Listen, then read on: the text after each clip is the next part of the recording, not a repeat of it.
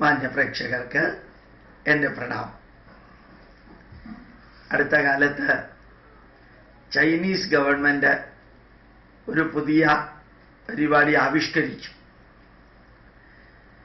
ചൈനയിലെ സാധാരണ ജനങ്ങൾക്ക് ഇംഗ്ലീഷ് കാര്യമായിട്ട് അറിഞ്ഞുകൂടാ. സാധാരണ ജനങ്ങൾക്ക് കുറേയധികം ദാരിദ്ര്യമാണ്. അവർക്ക് തിന്നാനുള്ളത് മുക്കറ്റം കൊടുത്താൽ ഒരു സാധാരണ ആവറേജ് ഭാരതീയൻ തിന്നുന്നതിൻ്റെ 4 ഇരട്ടി, 3.5 ഇരട്ടി, 4 ഇരട്ടി ഒരു ചൈനക്കാരൻ തിന്നും. അരുണാചൽ പ്രദേശിലെ പിള്ളേരും അതേപോലെയാണ്.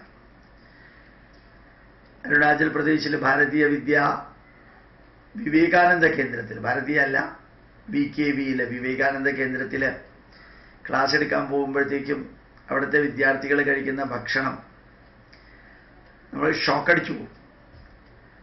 ചില അധ്യാപകർ ഇത്രയും ഭക്ഷണം കഴിക്കുമ്പോൾ അവർ ഈ അധ്യാപകരോട് ചോദിക്കും, അത്രേ ഈ ചിടിയാക്കെ ജയ്സെ ആപ്ക്യോം ഓ ഘാറേ വൈ എന്ന് അധ്യാപകരോട് ചോദിക്കുന്നത്. ഒരു പക്ഷികളെ പോലെ എന്തിനാ ഇത്രയധികം ഭക്ഷണം കഴിക്കുന്നതെന്ന്. ഇത്രയും കുറച്ച്, അധികം ഞാൻ ഉദ്ദേശിച്ചത് ഇത്രയും ഭക്ഷണം. അത്രയധികം ഭക്ഷണമാണ് ചൈനക്കാരും ആ രീതിയിലുള്ളവരും കഴിക്കുന്നത്.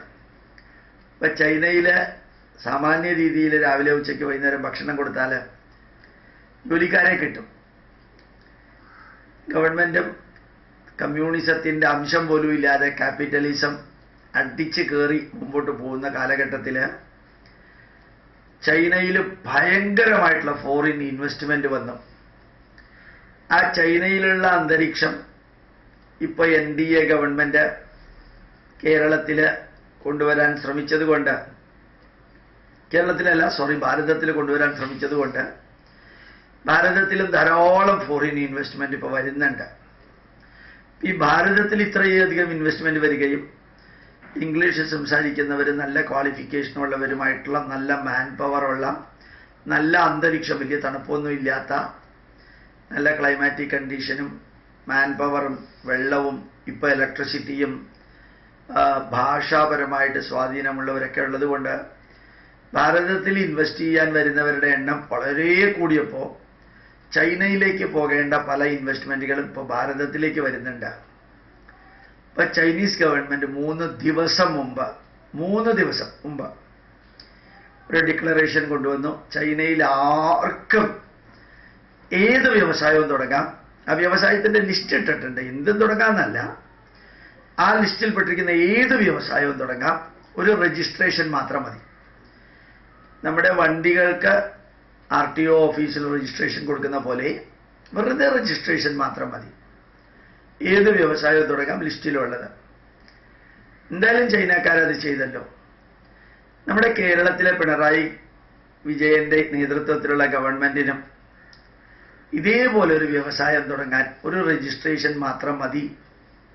ഒരു ഹോട്ടൽ തുടങ്ങാൻ, ഒരു കട തുടങ്ങാൻ കോർപ്പറേഷനിൽ രജിസ്റ്റർ ചെയ്യണം.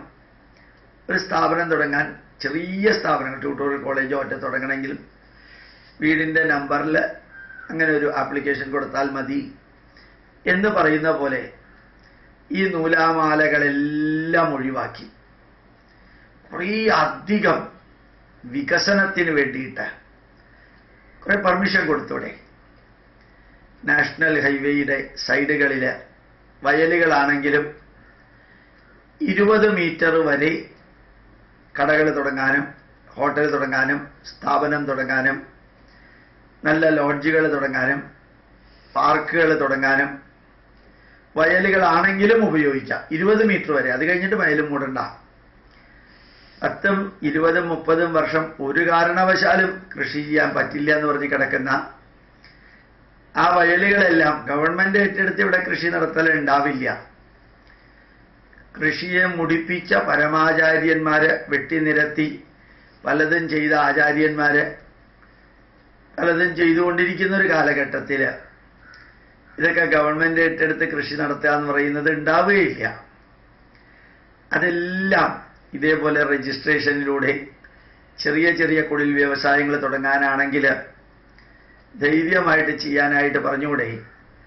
ഈ തൊഴിലില്ലായ്മ വേതനം കൊടുക്കുന്ന അവരെയൊക്കെ ഇങ്ങനെ വെറുതെ മടിയന്മാരാക്കുന്ന ഇതിനു പകരം ഈ ചൈന ചെയ്തത് നിങ്ങളുടെ പൂർവ്വ പിതാമഹന്മാരുടെ സ്രോതസ്, ആശയത്തിൻ്റെ സ്രോതസ്സായിട്ടുള്ള ചൈനക്കാർ ചെയ്തത് ഇവിടെയും ഒന്ന് ചെയ്തൂടെ? ഗവൺമെൻറ് പുറമ്പോക്ക് ലാൻഡുകളിൽ ഒരു 10, 25,000, 30,000 ഹെക്ടാർ ലാൻഡ് മഹാരാഷ്ട്ര ഗവൺമെൻറ് വിൽക്കുകയാണ്. എത്രയോ ലക്ഷം കോടി രൂപയായി ഇൻകം പ്രതീക്ഷിക്കുന്നത് അതിൽ നിന്ന്. ആ ഗവൺമെൻറ് പുറമ്പോക്ക് ലാൻഡ് വിൽക്കുന്നത് മുഴുവനും വാണിജ്യ വ്യവസായങ്ങൾ തുടങ്ങാൻ മാത്രമാണ്. അത് ഫ്ലാറ്റ് ഉൾപ്പെടെയുള്ളത്. ഏത് വ്യവസായം തുടങ്ങാനും അതിൽ നിന്ന് ഇയർമാർക്ക് ചെയ്തിട്ട് പ്രൈവറ്റ് പാർട്ടീഷന് വിൽക്കുകയാണ്. അത്തരത്തിൽ എത്രയാ വ്യവസായങ്ങൾ വരാൻ സാധ്യത? വെറുതെ കിടക്കുന്ന ഗവൺമെൻറ് ലാൻഡിൽ ഒരു ചെറിയ ഭാഗം വാണിജ്യ വ്യവസായങ്ങൾ തുടങ്ങാനായിട്ട് കൊടുക്കുന്നു. ഒറീസ ഗവൺമെൻറ് 1000 ടെക്നോ പാർക്കുകളാണ് ഗവൺമെൻറ് ലാൻഡിൽ തുടങ്ങാനായിട്ട് ലീസിന് കൊടുത്തിരിക്കുന്നത് 99 വർഷത്തേക്ക്. ടെക്നോ പാർക്ക് തുടങ്ങേണ്ട ഉത്തരവാദിത്തമൊക്കെ അവരുടെയാണ്. ഗവൺമെൻറ് ജസ്റ്റ് ലൈസൻസ് കൊടുക്കുന്നു, അത്രയേ ഉള്ളൂ. ഇലക്ട്രിസിറ്റി കണക്ഷൻ ജസ്റ്റ് ലൈക്ക് വീടുകളിലേക്ക് എത്തിക്കുന്ന മാതിരി കൊടുക്കുന്നു. വേറെ ഒന്നും ഗവൺമെൻറ് നോക്കുന്നില്ല. സ്റ്റാർട്ടപ്പും മെയ്ക്ക് ഇൻ ഇന്ത്യ ഒക്കെയുടെ അവരുടെ 4-5 വർഷത്തേക്ക് ടാക്സും ഇല്ല. ഇങ്ങനെ എന്തെങ്കിലുമൊക്കെ ചെയ്തുകൂടെ?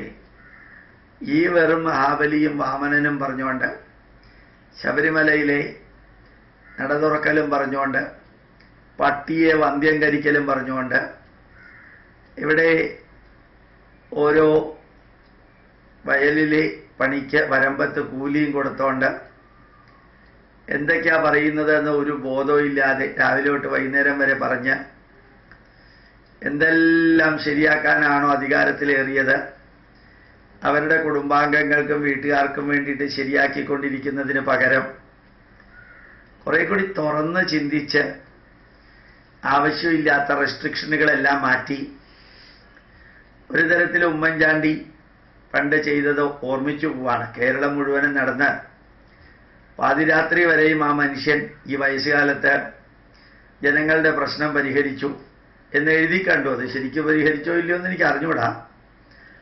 ഏതായാലും ഒത്തിരി പ്രശ്നങ്ങൾ പരിഹരിക്കാൻ സാധിച്ചു എന്ന് പത്ര റിപ്പോർട്ട് പറയുന്നത് ശരിയാണെങ്കിൽ മനുഷ്യന്റെ നന്മയ്ക്ക് വേണ്ടി വല്ലതുമൊക്കെ ചെയ്യുന്നതിന് പകരം വെറുതെ എന്തെങ്കിലുമൊക്കെ പറഞ്ഞുകൊണ്ട് സ്ഥലം ഏറ്റെടുത്ത പ്രാവച്ചമ്പലം മുതൽക്ക്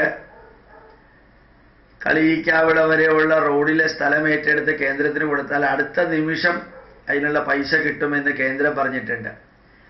സ്ഥലം ഏറ്റെടുക്കേണ്ടവരെ മൊത്തത്തിൽ അങ്ങോട്ട് ട്രാൻസ്ഫർ ചെയ്തിട്ട് അധികാരം ഏറ്റെടുത്ത ദിവസം 1.5 മണിക്കൂർ കൊണ്ട് ഒരാളെ പ്രിൻസിപ്പാളാക്കിയിട്ട് അയാളെ റിട്ടയർ ആവുന്ന 5 മണിക്ക് മുമ്പ് പ്രിൻസിപ്പാളാക്കിയിട്ട് എല്ലാം കൊടുക്കുന്ന വേഗത്തിൽ കാര്യങ്ങൾ ചെയ്യാൻ സാധിക്കുമെങ്കിൽ ഇങ്ങനെയുള്ള കുറേ കാര്യങ്ങൾ കൂടി ചെയ്തുകൂടെ? ചൈനീസ് ഗവൺമെൻറ് രജിസ്ട്രേഷൻ കൊണ്ട് വ്യവസായങ്ങൾ തുടങ്ങാൻ അനുവാദം കൊടുക്കുന്നു എങ്കിൽ ഇവിടെയും ഉണ്ട് കുറേ മലകളൊക്കെ കുറച്ച് കരിങ്കല്ലെടുത്തു എന്ന് പറഞ്ഞിട്ട് ആകാശം ഇടിഞ്ഞു വീഴാനൊന്നും പോണില്ല. ഇവിടെ കല്ല് മാഫിയ, മണ്ണ് മാഫിയ, വെള്ളം മാഫിയ ഒന്നും ഒരു കാരണവശാലും ചെയ്യാൻ അനുവദിക്കാതെ പത്രമാധ്യമങ്ങൾ കോടതി വിധി മാതിരി വിധി പ്രഖ്യാപിക്കുന്നൊരവസ്ഥ. ഇഷ്ടിക ഉണ്ടാക്കാൻ സാധിക്കില്ല, കരിങ്കല്ലെടുക്കാൻ സാധിക്കില്ല, വീടുണ്ടാക്കാൻ പോലും മണ്ണ് കൊണ്ടുവരാൻ സാധിക്കില്ല. ഇങ്ങനെയൊക്കെ ഉള്ളതിൻ്റെ ഓരോ നിയമങ്ങൾ കൊണ്ടുവന്ന് ഒന്നും ചെയ്യിക്കാത്ത അവസ്ഥയിൽ തൊട്ടപ്പുറത്തുള്ള തമിഴ്നാട്ടിൽ നടക്കുന്നത് നോക്കാം. ഈ മഴ പെയ്യാതിരിക്കുന്നതും ചൂട് കൂടുന്നതും ഒന്നും കുറച്ച് കരിങ്കല്ലെടുത്തത് കൊണ്ടോ അല്ലെങ്കിൽ ഒരു കാരണവശാലും ഉപയോഗിക്കാത്ത കുറച്ച് വയലിൻ്റെ ഭാഗങ്ങൾ നേർത്തിയത് കൊണ്ടോ ഒന്നുമല്ല. വികാരത്തിൻ്റെ പുറത്ത് കുറേ പ്രകൃതിവാദികൾ എന്ന് പറയുന്നവര് ഇപ്പൊ ഈശ്വരാനുഗ്രഹം കൊണ്ട് റോഡ് വീതി കൂട്ടാൻ മരങ്ങൾ മുറിക്കുമ്പോൾ ഒരു പ്രകൃതിവാദിയും ഒരു സുഗതകുമാരിയും അവിടെ വന്നിട്ട് സമരം നടത്താനില്ല. അങ്ങനെ ചെയ്യുന്നതിന് പകരം റോഡ് വീതി കൂട്ടുന്നതിന് മുമ്പ് തന്നെ സൈഡിൽ മുഴുവൻ അങ്ങോട്ട് മരം വെച്ചിട്ട് മുറിക്കേണ്ടത് മുറിച്ചു പോയാൽ മതിയായിരുന്നു എന്ന് പണ്ട് പറഞ്ഞിരുന്നെങ്കിൽ എത്ര നന്നായേനെ. ഏതായാലും സമരം ചെയ്ത് പ്രകൃതി സംരക്ഷണക്കാര് അടുത്ത് വരുമ്പോൾ നാട്ടുകാർ കൂവുന്ന ഒരവസ്ഥയിലെത്തി നിൽക്കുന്നതിന് കാരണം വേണ്ടതിനും വേണ്ടാത്തതിനൊക്കെ സമരം ചെയ്ത് ഈ നാടിനെ ഒരടി മുമ്പോട്ട് കൊണ്ടുപോകാൻ വിടാതെ Kudankulam electricity generator atomic reactor വന്നപ്പോൾ ഇവിടെ നിന്ന് കളിയിക്കാവിള വരെ പോയ ഭീഷ്മാചാര്യനെ പോലെയുള്ള കുറേ യൂസ്ലെസ്സുകൾ അവസാനം ഇപ്പോൾ കൂടംകുളത്തെ ഇലക്ട്രിസിറ്റി കേരളത്തിൻ്റെ ഷെയർ കിട്ടണമെന്ന് പറഞ്ഞിട്ടാണ് സമരം. ഇവിടെയുള്ള പ്രകൃതിവാദികളും പുരോഗമനവാദികളും കൂടംകുളത്തെ തന്നെ എതിർത്തതാണ്. ക്രിസ്ത്യാനികളും പള്ളിയിലച്ചന്മാരും യഹോവാവാദികളും ദൈവസഭക്കാരുമൊക്കെ കൂടംകുളത്തിനെ എതിർത്ത് മുക്കുവന്മാരെ ഒരുമിച്ച് കൊണ്ടുവന്ന് അവരെ ആ രീതിയിൽ കൂടി മതം മാറ്റിയിട്ട് കൊണ്ടുവന്നവരാണ്. ഇന്ന് കൂടംകുളത്തിൻ്റെ 2ാമത്തെ സ്റ്റേറ്റ് ഉദ്ഘാടനം ചെയ്തപ്പോൾ കേരളത്തിന് അർഹതമായിട്ടുള്ള ഇലക്ട്രിസിറ്റി കിട്ടുന്നില്ല എന്ന് പറഞ്ഞപ്പോൾ എന്തിനാ എതിർക്കാൻ പോയതെന്നൊരു ചോദ്യവും കൂടിയില്ലേ? ഞങ്ങൾ എതിർത്തുകൊണ്ടേയിരിക്കും, നിങ്ങൾ തന്നുകൊണ്ടേയിരിക്കണം. ഞങ്ങളുടെ ജന്മം തന്നെ എതിർക്കാനും പുച്ഛിക്കാനും അവഹേളിക്കാനും നിരാകരിക്കാനും നിഷേധിക്കാനും എതിർക്കാനും സമരം ചെയ്യാനും ഇൻകുലാബ് വിളിക്കാനും നോക്കുകൂലിയും അല്ലെങ്കിൽ വാക്കുകൂലിയുമൊക്കെ മേടിച്ചിട്ട് മനുഷ്യനെ തൊഴിലാളിയും മുതലാളിയുമായിട്ട് വേർതിരിച്ച് നേതാക്കന്മാർ മുഴുവനും മക്കളെ കോർപ്പറേറ്റ് മാനേജ്മെൻറ്റിലും അതുപോലെ തന്നെ കോർപ്പറേറ്റ് വിദ്യാഭ്യാസ സ്ഥാപനങ്ങളിലും പഠിപ്പിച്ച് കേരളത്തിന് പുറത്ത് സമരമില്ലാത്ത കോളേജുകളിൽ പഠിപ്പിച്ച് മറ്റുള്ളവരെ കൂലി തല്ലുകാരാക്കി വളർത്തി DYFIയും SFIയും KSUവിനെയും ABVPയെയും ഒക്കെ വളർത്തിയിട്ട് അന്ത്യത്തിൽ ഞങ്ങളുടെ തൊഴിൽ സമരം ചെയ്യലും പ്രതിഷേധിക്കലും മാത്രമാണ്. എങ്കിലും നിങ്ങൾ ഞങ്ങൾക്ക് തരേണ്ടതൊക്കെ ഫ്രീ ആയിട്ട് തന്നുകൊണ്ടേയിരിക്കണമെന്ന് തനി തറ രീതിയിൽ പെരുമാറുന്നതിന് പകരം നിങ്ങളുടെ തലതൊട്ടപ്പ ആചാര്യന്മാരായ കമ്മ്യൂണിസ്റ്റുകാർ ഭരിക്കുന്ന ചൈനയിൽ ചെയ്തതുപോലെ കുറേ നല്ല കാര്യങ്ങൾ നിങ്ങൾക്ക് ചെയ്തൂടെ എന്ന് ചോദിക്കണമെന്ന് തോന്നി. പ്രണാമം, നമസ്കാരം.